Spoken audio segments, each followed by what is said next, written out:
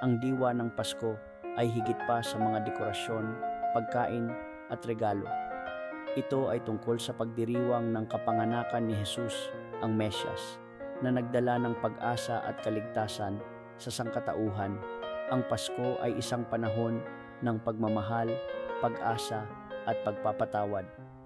Ito ay isang panahon para sa pamilya at mga kaibigan na magkasama at magdiwang.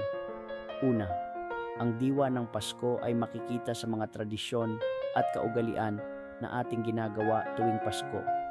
Ang pag-awit ng mga pambansang awitin ng Pasko tulad ng Pasko na naman at Himig Pasko ay nagpapaalala sa atin ng kahalagahan ng pagdiriwang. Ang pagbibigay ng mga regalo ay isang paraan upang maipakita ang ating pagmamahal at pagpapahalaga sa ating mga mahal sa buhay.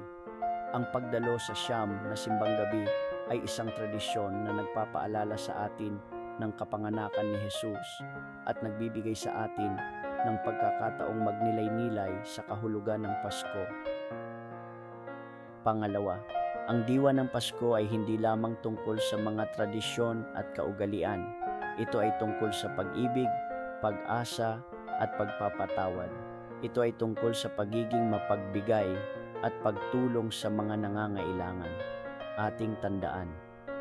Sa panahon ng Pasko, mas dapat nating tandaan ang tunay na kahulugan ng pagdiriwang na ito. Dapat nating pahalagahan ang mga tao sa ating paligid at ibahagi ang ating mga biyaya sa mga nangangailangan.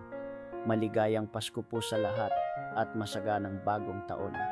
Mula po ito sa kay Brother Chris and family.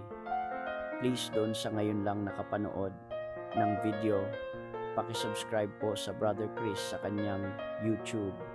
Ito po at Brother Chris channel at follow sa kanyang reels. Thanks for watching. God bless.